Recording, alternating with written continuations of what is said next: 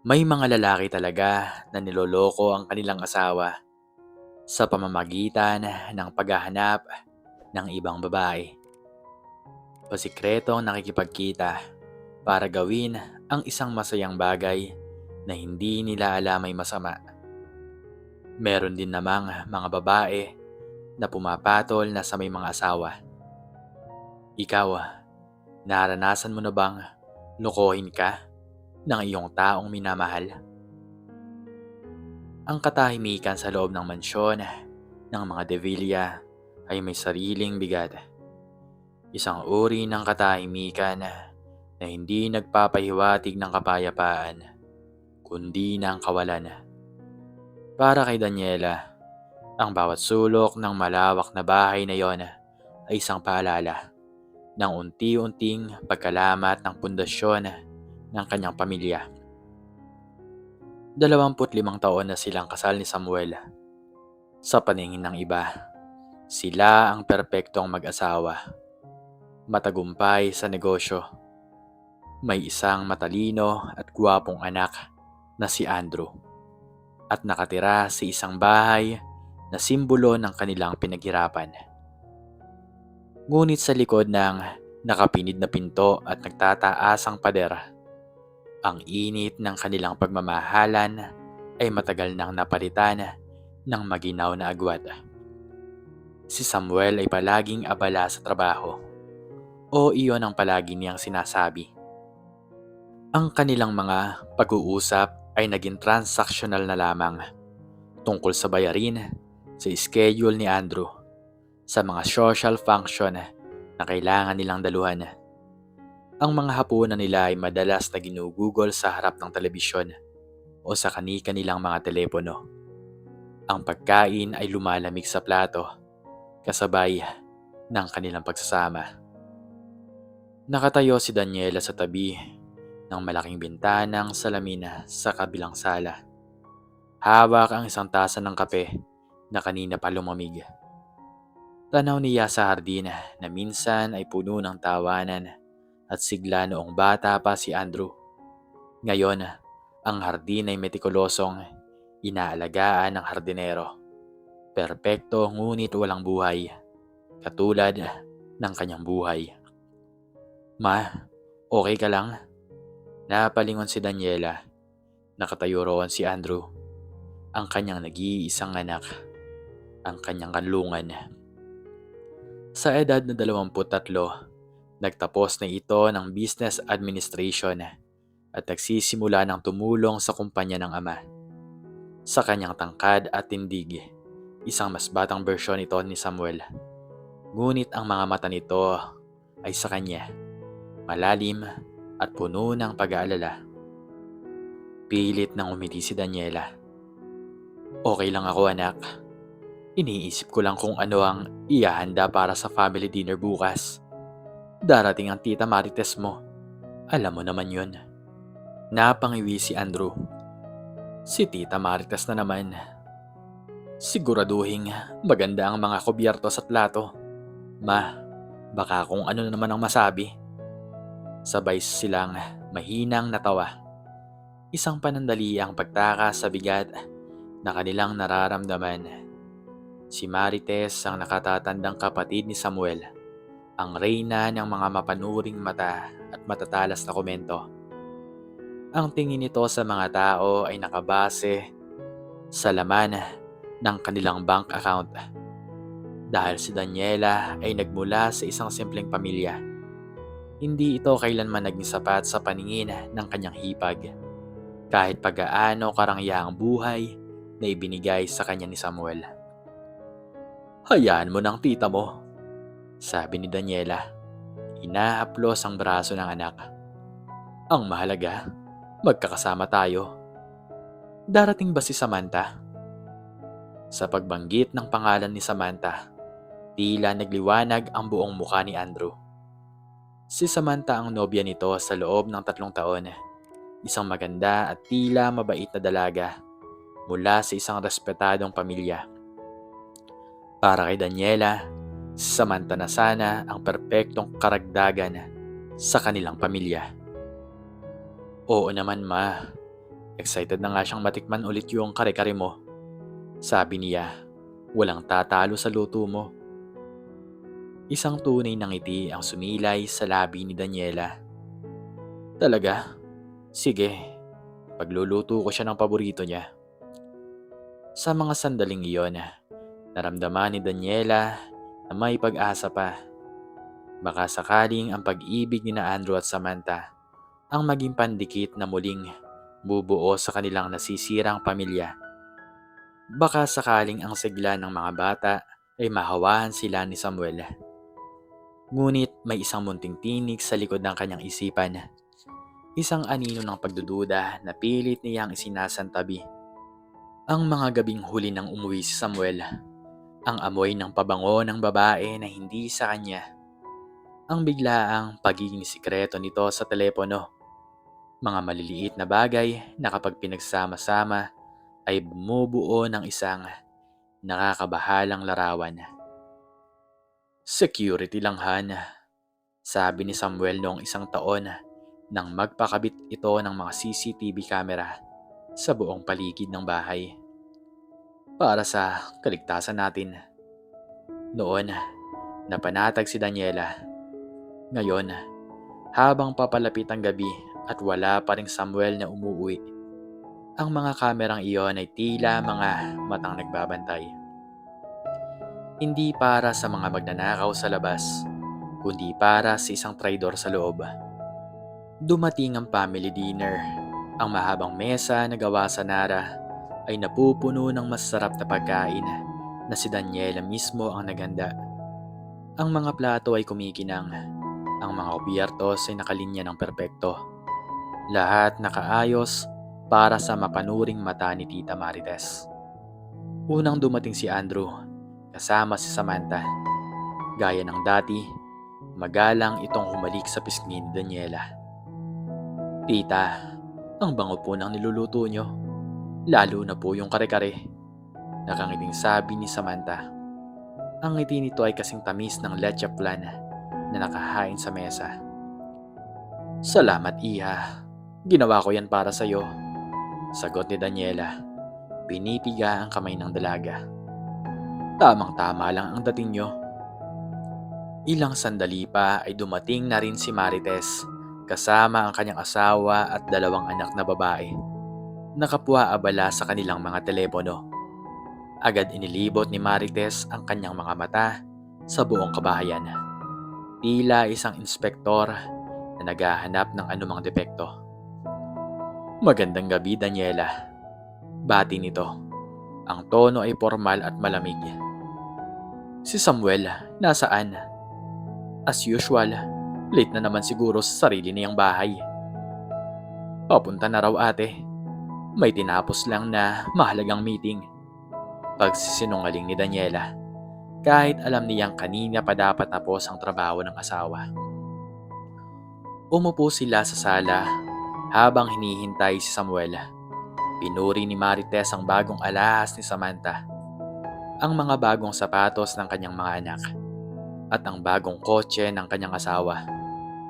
Ang buong pag-uusap ay umikot sa material na bagay. Isang paligsahan ng kung sino ang mas nakakaangat. Si Daniela ay tahimik lang na nakikinig. Pakiramdam niya ay isang estranghero sa sariling pamamahay.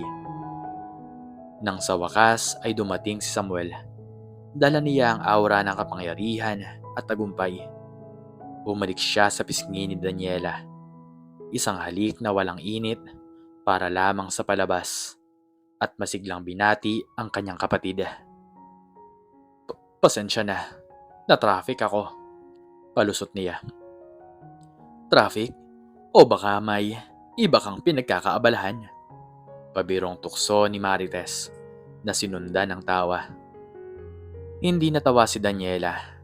Napansin niya ang isang panandaliang sulyap sa pagitan ni Samuel at Samantha. Isang sulyap na masyadong mabilis, halos hindi mahahalata.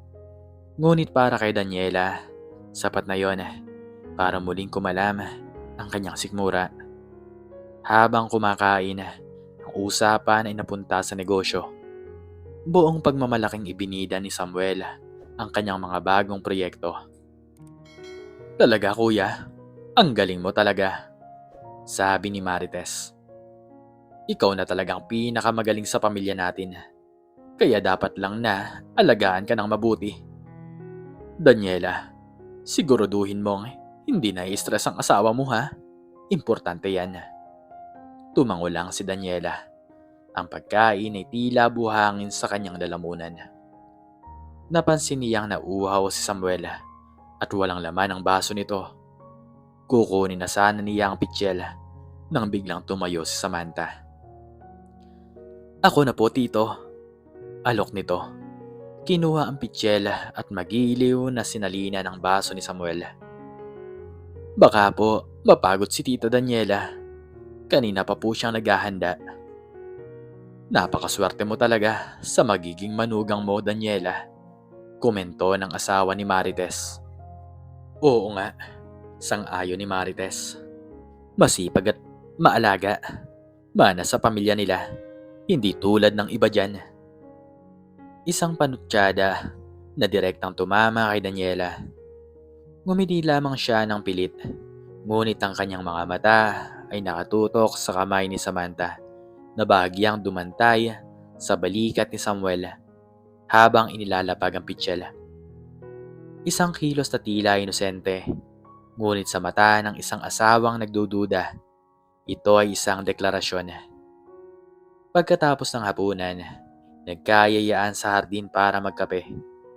Si Daniela ay pumasok sa loob para kumuha ng cake. Sa kanyang pagbalik, narinig niya ang boses ni Samantha. "Tito, ang ganda po talaga ng garden nyo. Lalo na po yung mga orchids sa may lanay." "Ako mismo ang nag-alaga niyan," sagot ni Samuel. "Halika, papakita ko sa iyo ang paborito ko." Naiwan si Daniela na nakatayo sa may pintuan. Hawak ang cake.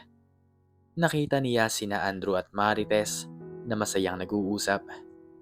Walang sino man ang nakapansin sa pag-alis ng dalawa patungo sa mas madilim na bahagi ng hardin, kung saan nakatutok ang isa sa mga CCTV camera. Isang malamig na kaba ang gumapang sa kanyang buong katawan. Alam niya, sa kaibuturan ng kanyang puso, alam na niya. Ngunit kailangan niya ng patunay. Kailangan niyang makita. Kailangang masira ang kanyang puso ng tuluyan para maniwala. Kinabukasan, Linggo. Araw na dapat ay para sa pamilya at pagsisimba. Ngunit para kay Daniela, ito ang araw ng paghuhukom. Hinimok niya si Andrew na lumabas kasama ang mga kaibigan nito. "Anak, mag-enjoy ka muna. Deserve mo yan. Ako nang bahala rito sa bahay." Nang makaalis si Andrew, hinarap niya si Samuel na nagbabasa ng dyaryo sa sala. "Samuel, may kailangan akong asikasuhin sa labas. Baka gabihin ako ng uwi." Paalam niya. Pinanatiling kalmado ang kanyang boses. "Sige, mag-iingat ka," sagot nito. Hindi man lang inalis ang tingin sa binabasa. Hindi talaga umalis si Daniela. Nagtago siya sa guest room sa ibaba, kung saan may monitor na nakakonekta sa lahat ng CCTV camera. Doon, naghintay siya. Ang bawat segundo ay tila isang oras. Ang bawat tiktak ng orasan ay parang martilyo na pumupukpok sa kanyang dibdib.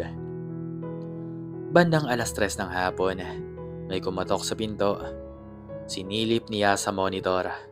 Si Samantha. Kumunot ang noo ni Daniela. Linggo ngayon at wala si Andrew. Ano ang ginagawa niya rito? Pinanood niya sa monitor si Samuel na may masayang pinagbuksan ng pinto si Samantha. Nag-usap sila ng saglit sa may sala. Walang audio ang camera, ngunit nakikita niya ang pananabik sa kanilang mga muka. Pagkatapos ay naglakad sila, hindi papunta sa kusina o sa dining area, kundi pabalik sa hardin, sa parehong lugar kagabi, sa lanay, sa ilalim ng mga orchids na ipinagmamalaki ni Samuel. Nanginginig ang mga kamay ni Daniela habang minamanipula ang kontrol ng CCTV. Nag-zoom in sa camera na nakatutok sa lanay. At doon nakita niya, ang larawan ay malinaw kahit na itim at puti. Nakita niya ang paghawak ni Samuel sa mga kamay ni Samantha. Nakita niya ang paglapit ng kanilang mga muka. Nakita niya ang paghalik ni Samuel sa kanyang asawa sa labi ng babaeng dapat ay magiging asawa ng kanilang anak. Hindi ito isang simpleng halik. Ito ay puno ng pagnanasa ng isang lihim na matagal nang itinatago. Nakita niya ang pagsandal ni Samantha sa dibdib ni Samuel, ang pagpulupot ng mga braso nito sa bewang ng kanyang asawa. Isang malakas na hikbi ang kumawala sa lalamunan ni Daniela. Napahawak siya sa kanyang bibig para pigilan ang mas malakas pang tunog. Ang sakit ay hindi matukoy, isang pagsabog ng galit, pagkasuklam at matinding pigati. Parang pinipiga ang kanyang puso hanggang sa wala nang matirang dugo. Hindi niya inalis ang kanyang tingin sa monitor. Pinanood niya ang bawat kilos, bawat haplos, bawat ngiti. Sinasaulo niya ang bawat detalye ng kanilang kataksilan. Ang video na ito, ang imaheng ito, ang magiging sandata niya. Hindi siya umiyak ng matagal. Ang mga luha ay napalitan ng isang malamig at matigas na determinasyon. Tapos na ang pagiging martir. Tapos na ang pagiging bulag. Tapos na ang pagiging si Daniela de Villa, ang perpektong asawa. Ngayong gabi, makikilala nila si Daniela, ang babaeng sinira nila. Inabot ng gabi si Daniela sa loob ng guest room. Nag-download siya ng kopya ng CCTV footage sa isang USB drive. Paulit-ulit niyang pinapanood yon. Hindi para saktan ang sarili, kundi para patigasin ang kanyang loob. Ang bawat pananood ay nagpapatibay sa kanyang galit. Galis ng anumang bakas ng pag-alinlangan. Narinig niya ang pagdating ni Andrew.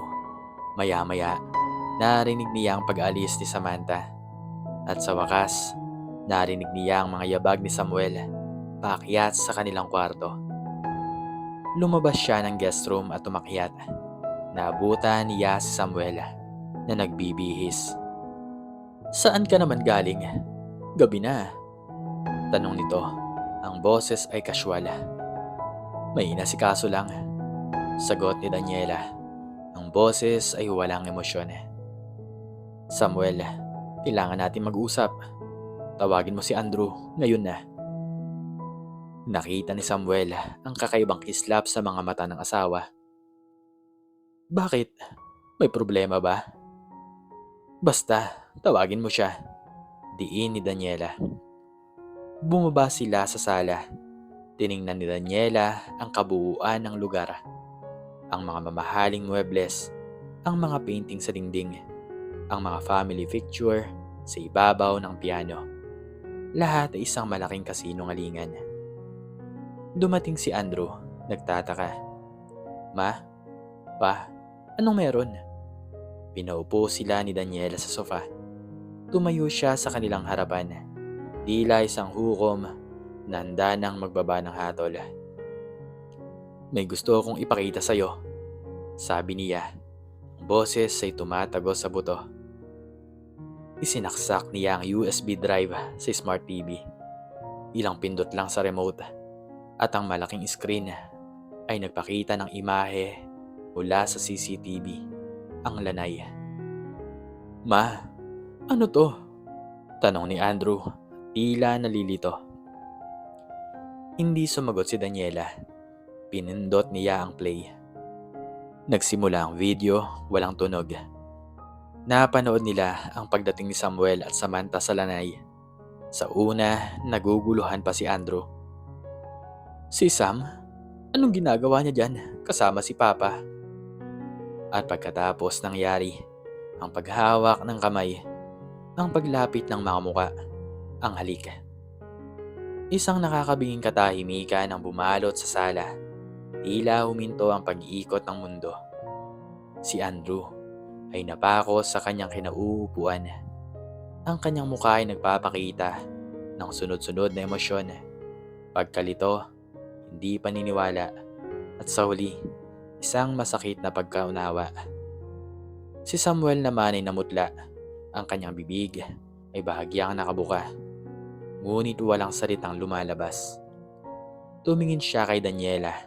Ang kanyang mga mata ay nagmamakaawa. Ngunit ang mga mata ni Daniela ay malamig na parang yelo. Babe, Andrew, magpapaliwanag ako. Nauutal na sabi ni Samuel. Magpapaliwanag? Tumawa si Daniela, isang tawang walang saya. Ano pang ipapaliwanag mo, Samuel? Na yung halik na yan ay para sa security din, para sa kaligtasan ng pamilya. Ma, halos pabulong na sabi ni Andrew. Ang mga luha ay nagsimula ng mamuo sa kanyang mga mata. Tumingin siya sa ama, pagkatapos ay sa screen, at pabalik ulit sa ama. Ang imahe ng kanyang ama at ng kanyang kasintahan na magkahalikan ay paulit-ulit na tumatakbo sa kanyang isipan. Daniela, please, patawarin mo ko. Pagmamakaawa ni Samuel, akmang lalapit. Huwag kang lalapit sa akin, sigaw ni Daniela. Ang kanyang boses ay pumuno sa buong kabahayan. Huwag na huwag mo kong hahawakan, hayop ka. 25 taon. 25 taon kitang pinaglingkuran, minahal at iginalang. Ibinigay ko sa iyo ang lahat, at ito ang isusukli mo sa akin, sa sarili mong pamamahay. At sino bang pinili mo? Ang nobya ng sarili mong anak. Bawat salita ay parang latigo na humahampas sa katawan ni Samuel. Yumuko ito, hindi makatingin ng diretsyo. At ikaw, Andrew, baling ni Daniela sa anak. Ang kanyang boses ay bahagyang lumambot, puno ng awa. Anak, patawarin mo ako kung kailangan mong makita to. Pero kailangan mong malaman ang katotohanan. Ang babaeng pinagkakatiwalaan mo, ang babaeng gusto mong pakasalan, inaahas ka kasama ng sarili mong ama. Hindi na napigilan ni Andrew ang kanyang mga luha. Tumayo siya, nanginginig sa galit at sakit. Paano niyo nagawa to? Paano? Sigaw niya. Ang kanyang tinig ay basag. Mahal na mahal ko si Samantha. At kayo ang ama ko. Wala ba kayong konsensya? Anak, hindi ko sinasadya. Hindi sinasadya? Sumabog si Andrew. Nakita ng 2 mata ko. Huwag niyo akong gawing tanga. Sa gitna ng kaguluhan, tumunog ang doorbell. Ngumisi si Daniela. Mukhang may bisita pa tayo. Naglakad siya papunta sa pinto at pinagbuksan ito. Sa labas ay nakatayo si Samantha. May dalang paper bag. Good evening po, tita. Nagdala po ako ng paborito niyong cake. Natigilan si Samantha nang makita ang eksena sa loob. Nakita niya si Andrew na umiiyak, si Samuel na nakayuko, at ang telebisyon na nagpapakita ng video nila sa lanay. Nabitawan niya ang dala niyang cake. Kumalat ang icing sa sahig. Sam? Bulong ni Andrew. Si Samantha ay parang estatwa na binuhusan ng malamig na tubig. Ang kanyang mga mata ay nanlaki sa takot. Tumingin siya kay Samuel, humihingi ng tulong. Ngunit si Samuel ay hindi makakilos. Dito na ibinuhos ni Daniela ang kanyang huling alas. Samantha, iha, tamang-tama ang dating mo, sabi ni Daniela. Ang boses ay matamis, ngunit puno ng lason. Halika, pumasok ka. Mayroon tayong munting family movie night. Ikaw, at ang tito mo ang bida. Tita, mali po ang iniisip nyo. Nagsimulang umiyak si Samantha. Mali? Kitang-kita na ng dalawang mata ko, Samantha. Huwag ka nang magsinungaling. Sigaw ni Daniela. Ano? Kulang pa ba ang ibinibigay sa'yo ni Andrew? Kaya pati ang ama niya, kailangan mo pang akitin? O baka naman mas malaki ang pakinabang mo sa matanda? Daniela, tama na. Pakiusap ni Samuel. Hindi. Ngayon lang ako magsisimula. Hinarap ni Daniela ang asawa. Tapos ng pagiging mabait kong asawa, Samuel. Simula ngayon, lahat ng ari-arian na nakapangalan sa akin, akin lang. Itong bahay, nakapangalan sa akin. Ang mga kotse sa akin. Ang mga investment na pinaghirapan ko ay sa akin. Kaya ikaw, kasama ng basura mong yan, turo niya kay Samantha. Lumayas kayo sa pamamahay ko. Ngayon din. Wala kang karapatan. Bahay ko rin to. Sigaw ni Samuel. Subukan mo. Hamon ni Daniela. Tingnan natin kung sino ang papanigan ng korte kapag ipinakita ko ang video na to. Kasama ang testimonya ng sarili nating anak. Adultery, Samuel, at menor de edad pa. Noon nagsimula ang relasyon nyo. Hindi ba? Dahil 3 taon na kayo ni Andrew at 3 taon ka na ring umaaligid sa kanya. Baka gusto mo makulong. Natigilan si Samantha. Ang banta ng kulungan ay mas mabigat kaysa sa pagkawala ng yaman. Kumuha ka ng damit mo, isang bag lang. At pagkatapos, ayoko nang makita pa ang pagmumukha mo sa bahay na to. Utos ni Daniela. Binalingan niya si Samantha na humahagulgol na sa sahig. At ikaw, lumayas ka na bago pa kita makaladkad palabas. Magsama kayo ng kerido mo. Si Andrew ay nakatayo lamang, parang nawala ng kaluluwa. Pinapanood ang pagguho ng kanyang mundo. Walang salitang namutawi sa kanyang bibig habang nanginginig na tumayo si Samantha at tumakbo palabas ng bahay. Si Samuel naman, talunan, ay umakyat para kumuha ng kanyang gamit. Pagbaba niya, dala ang isang maleta. Sinubukan niyang kausapin si Andrew. Anak. Ngunit umiling lang si Andrew. Ang mga mata nito ay puno ng galit at pagkasuklam. Wala na akong ama.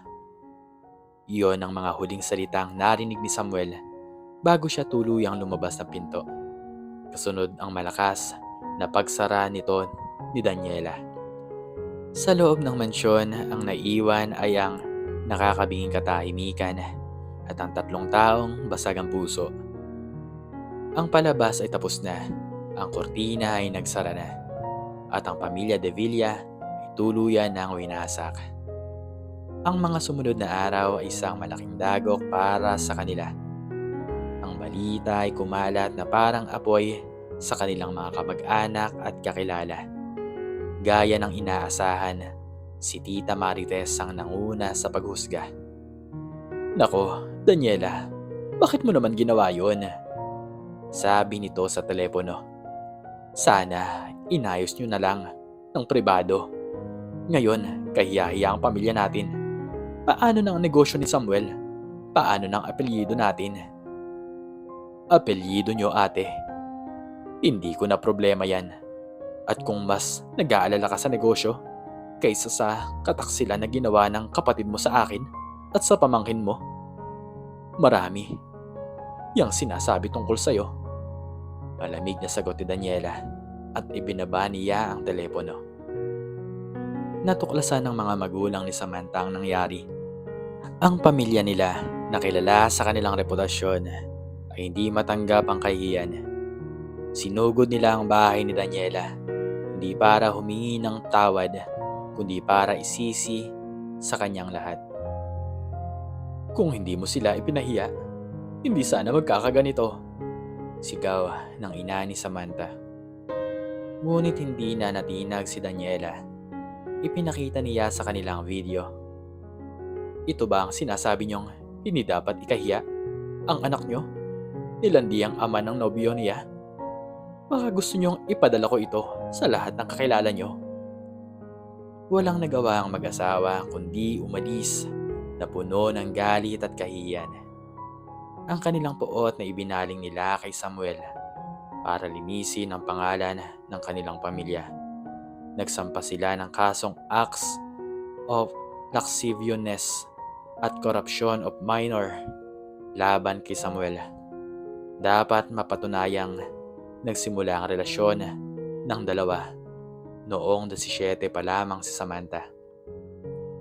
Si Samuel, na nawala ng tahanan, pamilya at dignidad, ay hinarap ang batas.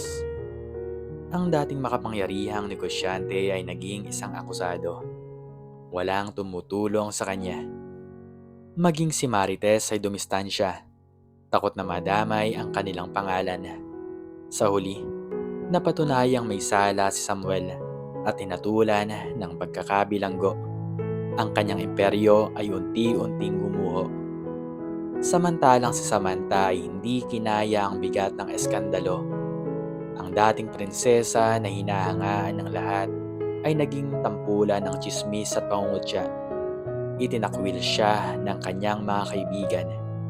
Ang kanyang mga magulang ay ikinulong siya sa bahay, puno ng galit at pagsisisi. Ang pressure mula sa lipunan, ang bigat ng kanyang kasalanan, at ang pagkawala ng lahat ng kanyang pinangarap ay naging masyadong mabigat para sa kanyang isipan.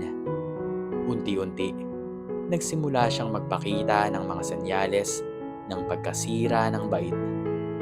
Kinakausap niya ang kanyang sarili, tumatawa ng walang dahilan. May mga pagkakataong sumisigaw siya sa gabi. Hinahanap si Andrew o si Samuel. Ang dating matamis na ngiti ay napalitan ng isang blankong tingin. Sa huli, ipinasok siya ng kanyang mga magulang sa isang mental institution. Isang buhay na bangkay na binabagabag ng mga multo ng kanyang nakaraan. Sa mansyon ng mga De Villa, ang katahimikan ay nanatili. Iba na ang kahulugan nito. Hindi na ito kawalan, kundi isang proseso ng paghilom. Si Daniela at Andrew, ang dalawang biktima ng parehong kataksilan, ay natutong sumandal sa isa't isa. Ma, patawad kung minsan hindi ako makatingin sa'yo, sabi ni Andrew isang gabi habang nagkakape sila sa hardin, sa mismong lugar kung saan gumuho ang kanilang mundo. Naaalala ko siya, sila. Hinawakan ni Daniela ang kamay ng anak. Anak, hindi mo kasalanan. Pareho tayong naloko. Pareho tayong nasaktan.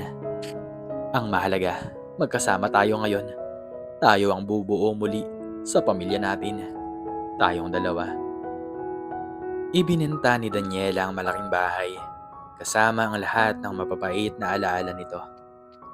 Lumipat sila sa isang mas maliit, ngunit mas maliwalas na tahanan. Sinimulan ni Daniela ang isang maliit na catering business, gamit ang kanyang talento sa pagluluto, na minsan ay para lamang sa isang pamilyang hindi naman tunay na nagpapahalaga. Naging matagumpay ito. Si Andrew naman ay tinulungan ng kanyang ina sa negosyo, habang dahan-dahang binubuo ang kanyang sarili. Mahirap, pero kinaya niya. Natutunan niyang ang tunay na lakas ay hindi nasusukat sa yaman o kapangyarihan, kundi sa kakayahang bumangon mula sa pinakamatinding pagbagsak. Isang araw, dumaan sila sa harap ng kulungan kung saan nakapiit si Samuel. Hindi sila huminto, hindi sila lumingon. Ma, sa tingin mo, mapapatawad pa ba natin siya? Tanong ni Andrew. Tumingin si Daniela sa daan sa unahan. Ang kanyang mga mata ay kalmado at malinaw. Siguro anak, sa tamang panahon, sagot niya. Pero ang pagpapatawad ay para sa sarili nating kapayapaan. Hindi ibig sabihin noon na kailangan pa natin siyang balikan. Ang nakaraan ay mananatili sa nakaraan. Ang mahalaga ay ang daan na tinatahak natin ngayon. Nagpatuloy sila sa pagmamaneho, palayo sa mga anino ng kanilang nakaraan, patungo sa isang bagong umaga na sila mismo ang umulma. Isang umaga na marahil ay hindi perpekto, ngunit sa wakas ay totoo. At hanggang dito na lamang po nagtatapos ang aking istorya at sana po ay nagustuhan nyo ito. Please like, share, and subscribe. And click the notification bell para palagi po kayong updated sa mga bago pang istorya. Muli ay maraming salamat po. At God bless us all.